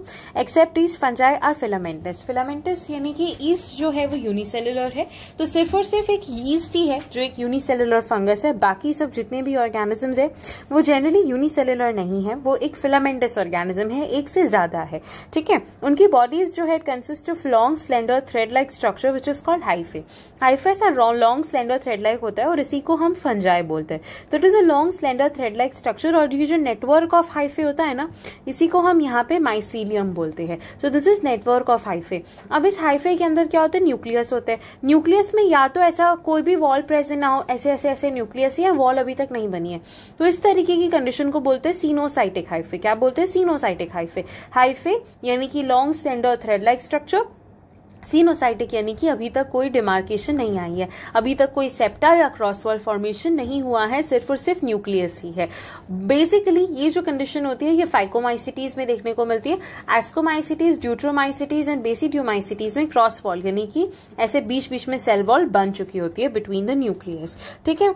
Other fungi causes diseases in plants and animals. The network of hyphae is called as mycelium. तो इसे हम क्या बोलेंगे? Mycelium बोलेंगे.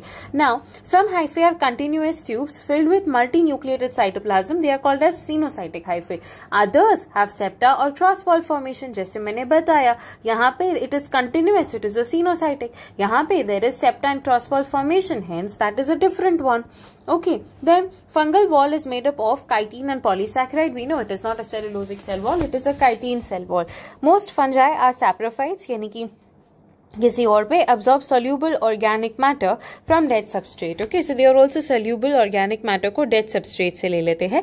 And some of them are parasites यानी कि living पे depend करते हैं. कुछ जो होते हैं वो symbiotic association show करते हैं, जिससे lichens के साथ. lichens में fungi and alga है, mycorrhiza में fungi with hyoplants.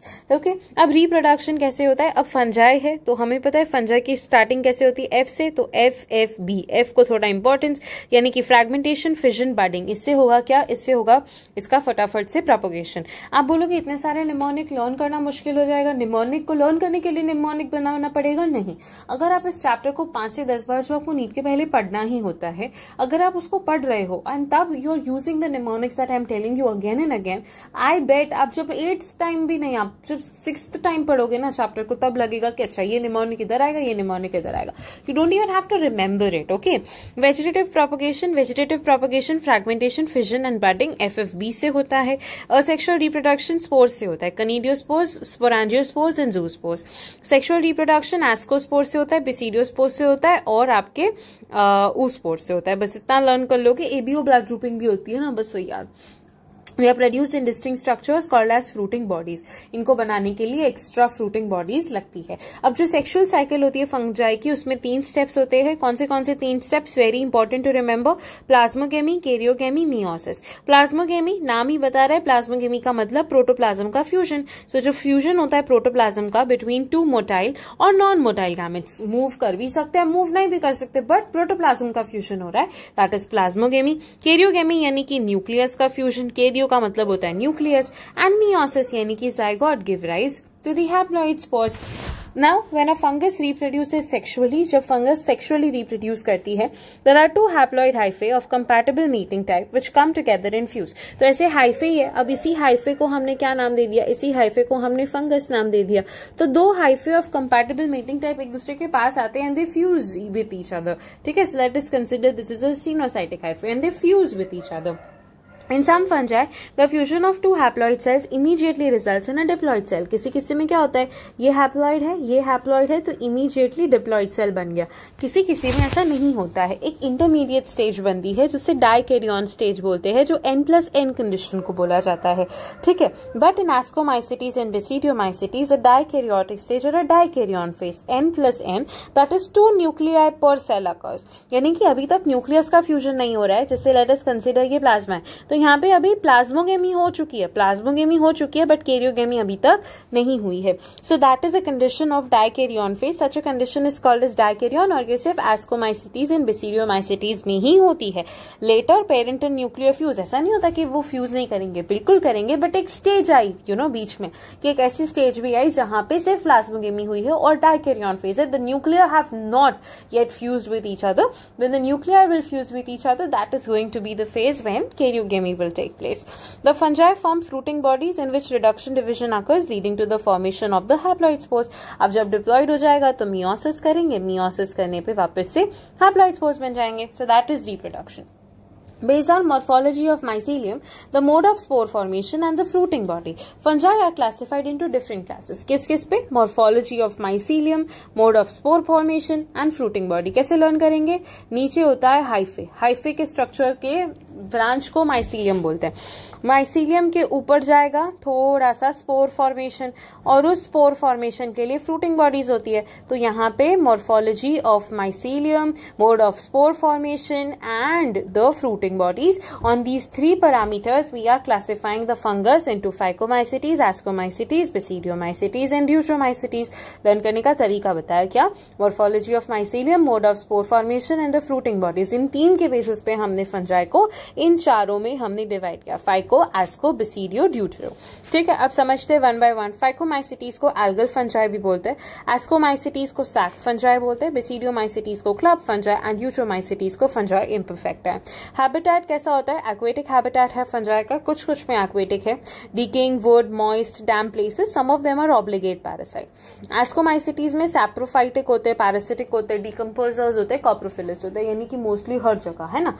Saprophytic, decomposers, coprophilous, parasitic. Basidiomycetes soil में ग्रो करेंगे, वुडन लॉग्स, ट्री स्टम्प, यानी ट्रीज के आसपास. तो वुडन लॉग हो गया, ट्री स्टम्प हो गया, उसके आसपास की सॉइल हो गई, प्लांट्स पे पैरासाइट है. और deuteromycetes saprophyte and parasite, mostly they are decomposers. ठीक है, अब माइसीलियम कैसा है? माइसीलियम ब्रांच्ड है, ठीक है, सेप्टेट है, सिनोसाइटिक है. ब्रांच है, सेप्टेट है, तो सिनोसाइटिक तो हो नहीं सकता. सिनोसाइटिक कब होगा? जब ब्रांच नहीं होगा, जब सेप्टेट नहीं होगा. जब सेप्टा प्रेजेंट नहीं है तब सिनोसाइटिक है, जब सेप्टा प्रेजेंट है then it is not coenocytic. But exception है ईस्ट में, क्योंकि ईस्ट यूनिसेलुलर फंगस है और वहां पे आपको सिर्फ और सिर्फ आपको एक नॉर्मल हाइफी देखने को मिलता है. फिर आपके यहाँ पे आते हैं बेसिडियोमाइसिटीज. वो कैसे है? ब्रांच्ड एंड सेप्टेट है. और ड्यूट्रोमाइसिटीज कैसे है? ब्रांच्ड एंड सेप्टेट है. फिर हम बात करेंगे वेजिटेटिव रिप्रोडक्शन की. वेजिटेटिव रिप्रोडक्शन फ्रैगमेंटेशन से होता है, फ्रैगमेंटेशन से होता है, फ्रैगमेंटेशन से होता है, फ्रैगमेंटेशन से होता है. बट उसके साथ साथ जूस्पोर्स होते हैं, जूस्पोर्स मोटाइल होते हैं. यहाँ पे ईस्ट में फिजन एंड बडिंग भी होती है, FFB, फ्रैगमेंटेशन, फिजन, बडिंग. तो चारों में fragmentation, fragmentation, fragmentation, fragmentation. But fission and budding is also something which is going to be a part of it. फिर हम बात करेंगे असेक्सुअल रिप्रोडक्शन की. सेक्सुअल रिप्रोडक्शन में हमारे पास नॉन मोटाइल प्लानोस्पोर्स है.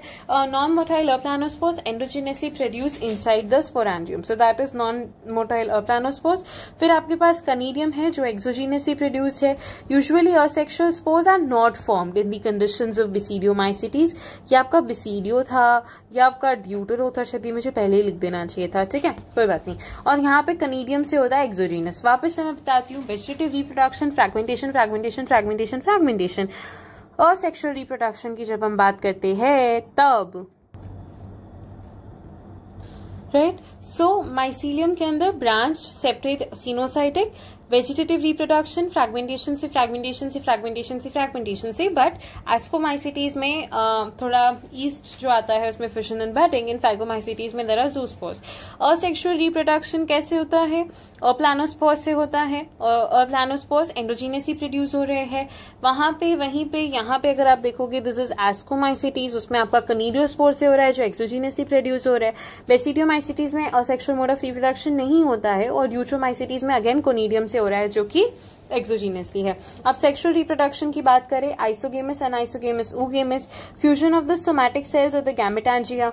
अगेन मैं यहाँ पे लिख देती हूँ, this is phycomycetes, this is ascomycetes, this is basidiomycetes and this is deuteromycetes, ठीक है। फाइकोमाइसिटीज में आइसोगेमस, अनाइसोगेमस, उगेमस तीनों तरीके से। एस्कोमाइसिटीज में फ्यूजन होता है सोमैटिक सेल का। बेसिडियोमाइसिटीज में सेक्सुअल ऑर्गन्स भी प्रेजेंट नहीं होते, तो sexual fusion of somatic cells होते हैं।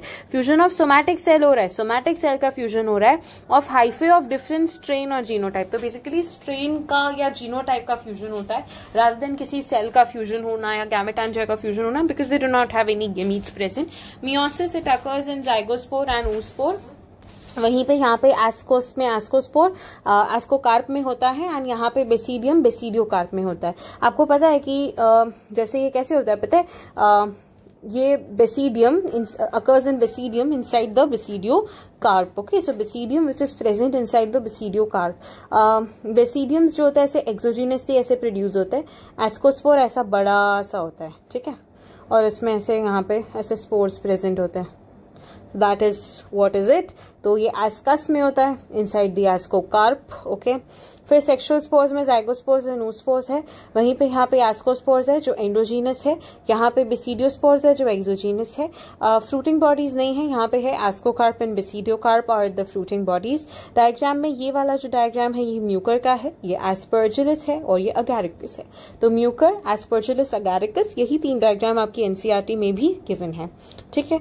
देन एग्जाम्पल, इसको लर्न करने का तरीका, फाइकोमाइसिटी सबसे पहले थे, तो सबसे पहले के लिए राम लर्न कर लो, RAM, दैट इज राम। तो राइजोपस, अल्बुगो, म्यूकर। फिर आपके एस्कोमाइसिटीज के लिए ACP न्यूयॉर्क में था। क्या? ACP न्यूयॉर्क में था, ठीक है, ACP न्यूयॉर्क में था। This is the thing, that is aspergillus, claviceps, aspergillus, claviceps, penicillin. फिर यहाँ पे आपका आएगा neurospora yeast. Neurospora is extensively used in genetic work, that is important, biochemical and genetic work, सिर्फ जेनेटिकल वर्क नहीं, biochemical and genetic work. And morels and truffles जो edible delicacies है। उसके बाद यहाँ पे आपका बेसिडियोमाइसिटीज, उसको लर्न करने का तरीका UPA। अब इसमें डिसीज कॉज होती है तो US याद रखना, USA है तो यूनाइटेड स्टेट्स ऑफ अमेरिका, तो US। तो यूस्टिला जो में स्पट होता है तो प्यूशिनिया में क्या होगा, प्यूशिनिया में रस्ट होगा। PR टीम होती है, जो सोशल मीडिया कंटेंट क्रिएटर्स होते हैं ना उनको PR टीम पैकेजेस भेजती है, तो that is PR। And then Agaricus. Then यहाँ पे है आपका ड्यूटरोमाइसिटीज, अल्टरनेरिया, कोलेलोट्राइकम, ट्राइकोडर्मा, कैट करके आप इसको लर्न कर सकते हो। So this is a way of remembering this thing. So यहाँ पे हमारा फंगस कंप्लीट होता है। फंगस पे थोड़ा फोकस करना, बिकॉज मैंने इसको यहाँ पे टेबल बना के दिया है, but you will have to give a little bit focus on this. थोड़ा सा में काम हो जाएगा। Then we have viruses, viroids and prions and lichens. Viruses जो है, viruses in the 5 kingdom classification acellular organisms. So in the 5 kingdom classification there were a lot of acellular organisms जिनको यहाँ पे जगह मिली ही नहीं, ठीक है। मैम आपने ये क्या लिखा है? So this is actually the dates जो मैंने यहाँ पे लिखी है, जो NCERT में अभी तक इस सेकेंड चैप्टर में यूज की गई है। तो अभी हम देखेंगे 1892, 1898, 1931, 1935, 1869 में विटेकर का और 1971, ठीक है। So there are a lot of dates in this particular paragraph, तो वो मैंने यहाँ पे लिख दी थी। In the 5 kingdom classification, acellular organisms and lichens are not mentioned. Obviously, acellular organisms की mentioning नहीं है, क्योंकि हमने सिर्फ यहाँ पे cellular, cell को basic माना है, cellular organisms की तरीके से उसको consider किया है। Viruses जो होते हैं वो they are not truly living, so they are not included in the 5 kingdom classification. They are not truly living. They are a link between living and non-living organism. इसीलिए हमने उनको consider नहीं किया। अब उनको non-living क्यों माना जाता है? क्योंकि उनका inert crystalline structure है जो वो बना पाते हैं। अगर कोई लिविंग ऑर्गेनिज्म होगा तो वो इनर्ट क्रिस्टलाइन स्ट्रक्चर नहीं बना पाएगा। वायरसेस में मेटाबॉलिज्म नहीं होता, वायरसेस में ग्रोथ नहीं होता, दैट इज द रीजन हम उनको कंसिडर नहीं करते कि वो लिविंग नहीं है। बट लिविंग क्यों मानते हैं? क्योंकि उनके पास जेनेटिक मटेरियल है, वो म्यूटेशन कर सकते हैं, वो इन्फेक्शन कॉज कर सकते हैं, वो चेंजेस कर सकते हैं एनवायरमेंट में, रिस्पॉन्स कर सकते हैं to the external stimuli, and that is the reason हम वायरसेस को लिविंग मानते हैं। तो कुछ कुछ रीजंस की वजह से we consider them to be living, कुछ कुछ रीजंस की वजह से we consider them to be non living. तो दोनों के बीच का लिंक है। वायरसेस आर ऑब्लिगेट पैरासाइट, बिल्कुल बिल्कुल डिपेंडेंट ही है। When they infect a cell they take over the machinery of the host cell to replicate themselves, killing the host. यानी कि जब वो किसी भी होस्ट को इन्फेक्ट करते हैं ना, तो उसकी पूरी मशीनरी, लेट अस कंसिडर ये बैक्टीरिया है और इस बैक्टीरिया पे किसी वायरस ने अफेक्ट किया, तो बैक्टीरिया का अपना खुद का कोई जेनेटिक मटीरियल होगा, उसके पूरे जेनेटिक मटीरियल को तोड़ देंगे वो लोग और इस जेनेटिक मटीरियल को बाहर डाल देंगे और अपने जेनेटिक मटीरियल को एग्जाम कर लेंगे। यानी कि बैक्टीरिया की पूरी मशीनरी मशीनरी उन्होंने खुद ने ले ली और उसके जेनेटिक मटेरियल को मार दिया। इस साइकिल को हम जनरली लाइटिक साइकिल बोलते हैं और एक लाइसोजेनिक साइकिल होती है, बट लाइटिक साइकिल में ये होता है, तो यहाँ पे ये वही लिखा है कि ऑब्लिगेट पैरासाइट है, किसी भी मशीनरी को अगर टारगेट करते हैं तो उसकी पूरी मशीनरी को तोड़ देते हैं, they take over the machinery and they replicate. Okay there now डीजे, अब इसमें कुछ लोगों का कंट्रीब्यूशन है, तो उनको लर्न करने का तरीका होता है पिब्स। कैसे लर्न करोगे उसको? पिब्स पिब्स पिब्स। कैसे? पास्चर। सबसे पहले क्या था, पुरानी एनसीईआरटी में लिखा था कि जो वायरसेस की डिस्कवरी हुई वो वेनम से हुई, तो वायरस का मतलब होता है वेनम, यानी कि पॉइजनस फ्लूइड, राइट। तो वायरस का जो ये नाम दिया था वो देने वाले साइंटिस्ट पास्चर थे, बट फिर बहुत कंट्रोवर्सी हुई। अभी के एनसीईआरटी में पास्चर अंकल का नाम नहीं है, तो पास्चर को निकाल देना है। फिर आते हैं आइवानोवस्की, बेजनिक और स्टैनली। अब इनके जो सीक्वेंस है उनमें लर्न कर लो कि जैसे आइवानोवस्की ने क्या बोला था, और इसमें आपका ईयर भी याद हो जाएंगे, एक 1892 है, एक 1898 है और एक 1935 है। तो 1892, 1898, 1935, पहली चीज तो ये। दूसरी चीज, ये आइवानोवस्की है, ये बेजनिक है और ये स्टैनली है। अब इन्होंने दिया क्या, तो सबसे पहला जो साइंटिस्ट था उन्होंने ऐसे बोला कि ये जो ये होता है ना, ये mosaic disease of tobacco cause करते हैं। क्या कॉज करते हैं? Mosaic disease of tobacco. और इतने स्मॉलर होते हैं that they can pass through the bacteria proof filters. अगर आप बैक्टीरिया के साइज के फिल्टर या छन्नी बनाओगे और अगर उसमें से वायरसेस को पास करवाओगे तो वो इतने छोटे हैं कि वो पास कर जाएंगे। 0.02 to 0.2 माइक्रोन मीटर होता है इनका साइज। तो इतने छोटे हैं कि वो बैक्टीरिया प्रूफ फिल्टर से पास कर जाएंगे and tobacco mosaic disease cause कर रहे हैं। तो ये बताने वाले आइवानोवस्की थे। बेजेनिक ने बताया कि अगर एक इन्फेक्टेड टोबैको प्लांट है और अगर आप उसको किसी हेल्दी प्लांट के कांटेक्ट में रखते हो तो वो उसके इन्फेक्शन कॉज कर देता है। कैसे करता है? तो उन्होंने बोला कि एक फ्लूइड है जो निकल रही है और वो फ्लूइड का नाम दिया contagium vivum fluidum, which is an living infectious fluid. Infectious living fluid, ये लिविंग वर्ड बहुत इंपॉर्टेंट है, यहाँ पे भूल मत जाना। इन्फेक्शियस लिविंग फ्लूइड है जो दिया है, जिसके वजह से एक हेल्दी प्लांट को डिसीज हो सकती है। He also give the term virus. Now again as I told you, but क्योंकि AIPMT 2015 में पूछा था कि वायरस टर्म किसने दिया और बेजेनिक वाज द आंसर, तो वैसे लर्न कर लो। WM Stanley 1935 showed that viruses could be crystallized and crystals consist largely of protein। Ma'am question आ जाए तो क्या लिखे? देखो आपको कंट्रोवर्शियल क्वेश्चंस नहीं पूछेंगे, कभी पूछने के लिए पूछ भी लिए तो टू मच डिमांड होती है कि उसको बोनस कर दिया जाए। बोनस नहीं भी होता है तो अगर आपका कटेगा तो सबका जो मार्क्स है वो कट ही जाएगा। सो बेटर इज आप ज्यादा फोकस इस पे नहीं करो, ज्यादा फोकस जो दिया हुआ है फैक्ट उसको लर्न करने में करो, ठीक है। WM Stanley 1935 उन्होंने बोला कि वायरसेस के क्रिस्टल्स बनाए जा सकते हैं। क्रिस्टल्स जो है वो लार्जली प्रोटीन्स के होंगे, क्योंकि वायरसेस की जो आउटर कवरिंग होती है ना वो कैप्सिड की होती है, और जो कैप्सिड की कवरिंग होती है वो कैप्सोमियर्स से बनी होती है, और capsomeres are highly rich in protein. वही दिया है यहाँ पे, देखो a virus is a nucleo protein structure that is it has a protein coat capsid की एंड जेनेटिक मटेरियल RNA और DNA। कभी भी वायरस के अंदर दोनों चीजें नहीं हो सकती, it can have either RNA और either DNA। The genetic material is infectious, कभी भी दोनों नहीं हो सकता। This point is also clear. Generally viruses जो प्लांट्स को इन्फेक्ट करते हैं उनके अंदर सिंगल स्ट्रैंडेड RNA होता है। क्या होता है? Single stranded RNA with an exception, cauliflower mosaic virus. ये नीट का PYQ है, इसीलिए इसको याद करना जरूरी है। कॉलीफ्लावर मोज़ेक वायरस या कॉलिमो वायरस में डबल स्ट्रैंडेड RNA होते हैं, जबकि ये एक प्लांट है और प्लांट को जो वायरसेस अफेक्ट करते हैं वो सिंगल स्ट्रैंडेड RNA होते हैं, but with an exception, only one exception जो आपको लर्न करनी है, that is cauliflower mosaic virus. वो भी इसीलिए लर्न करनी है बिकॉज ये PYQ है। जब आप 35 ईयर्स PYQ करोगे you will get to know this, ठीक है। Now, viruses that infect animals have either single or double-stranded RNA or a double-stranded DNA। जो animals को करते हैं उनके अंदर या तो single-stranded या double-stranded RNA या single-stranded RNA या double-stranded DNA होंगे। यहाँ पे single-stranded DNA कहीं पे मेंशन नहीं है, बस ऐसे लर्न कर लो, तो उसको हटा के सब चीजें। The capsid is made up of small subunit जिन्हें capsomeres बोला जाता है, that protects the nucleic acid। Capsomeres are arranged in helical और polyhedral geometric form। तो इनका भी शेप दिया है कि जो capsomeres है वो कैसे अरेंज हो सकते हैं। They are either arranged in helical और they are arranged in polyhedral geometric form। किसमें? polyhedral geometric form में they are arranged। वायरसेस जो है वो डिसीज कॉज करते हैं, mumps, smallpox, herpes, influenza and AIDS. अब मैंने आपको बताया था बैक्टीरिया कौन सी करते हैं? CTCT, cholera, typhoid, citrus canker and आपका टेटनस, ठीक है। वहीं पे आपके जो ये है वो क्या करता है, हेम्स करके याद रखना, एम्स में हर किसी को जाना होता है और उसके आगे एक एच लगा होता है, तो हेम्स, herpes, AIDS, influenza, mumps, small pox. तो ये जो डिसीज है वो कौन कॉज कर रहा है, वायरल कर रहा है, और बैक्टीरिया आपका C2T2 या CTCT कर रहा है, ठीक है। In plants the symptoms can be mosaic formation, leaf rolling, leaf curling, yellowing of the leaves, vein clearing, stunted growth, right. So that is how you going to remember it.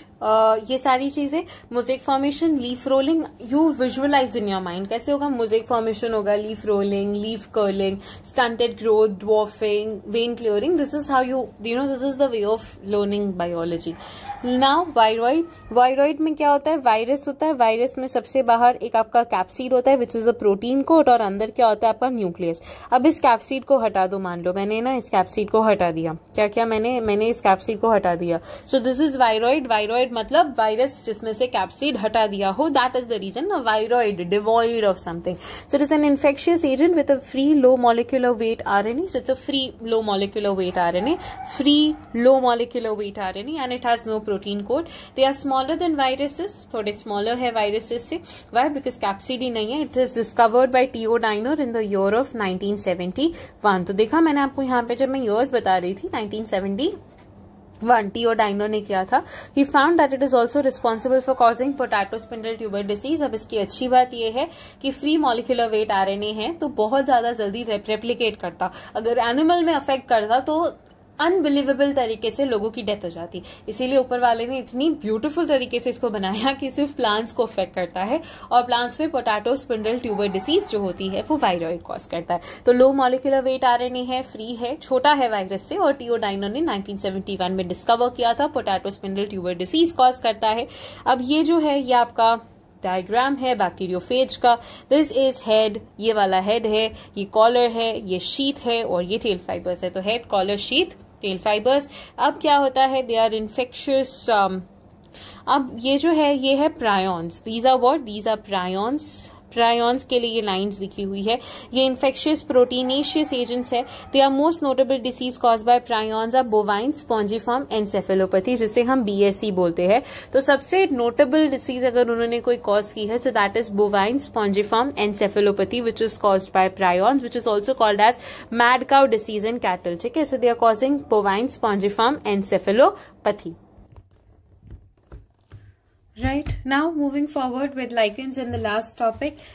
Lichens are the symbiotic association, mutually useful association between the alga and the fungi. So symbiotic association actually में give and take relationship होती है, कोई एक चीज देगा तो कोई दूसरी चीज लेगा। So that is किसके बीच में है, it is an association between fungi and between an alga. So between fungi and an alga, algal component को बोला जाता है phycobiont, alga यानी कि plant, और plant कैसा, पीस है, तो phycobiont किसको बोलेंगे, algal component को, and fungal component is mycobiont. Alga prepare food for fungi and fungi provide shelter and absorb mineral nutrients and water for its partner. Obviously जो खाना बना रहा है वो plant बनाएगा तो it is preparing the food, वहीं पे shelter का काम, absorption का काम कौन करेगा, fungi करेगा।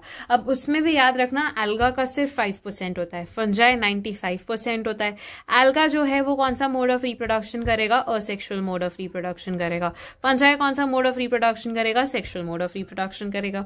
उसके अलावा lichens are very good pollution indicators, क्योंकि SO2 पॉल्यूटेड, SO2 यानी कि sulphur dioxide, these are sensitive to sulphur dioxide. So in those places where sulphur dioxide is very prominent, they will not be able to grow there. So lichens जो है they are very good pollution indicators, they do not grow in polluted areas, and they are pioneers in the Xerox succession. What is Xerox succession? जहां पे barren lands होते हैं, where there is no field, where there is no grasses or anything, drought वाली condition के बाद barren land होता है, वहां पे अगर आप lichens को grow करोगे ना तो वो फटाफट अच्छे से grow कर पाएंगे। So that's all for biological classification. Thank you for listening to this lecture and for attending the one shot. I hope you understood everything. I know थोड़ा बड़ा था but मैंने फटाफट फिनिश करने की कोशिश की। I tried completing all the topics जो आपको टफ होंगे। निमोनिक्स कंप्लीट करने की कोशिश की, थोड़े थोड़े ट्रिक्स बता दिए जिससे आप लर्न कर सकते हो।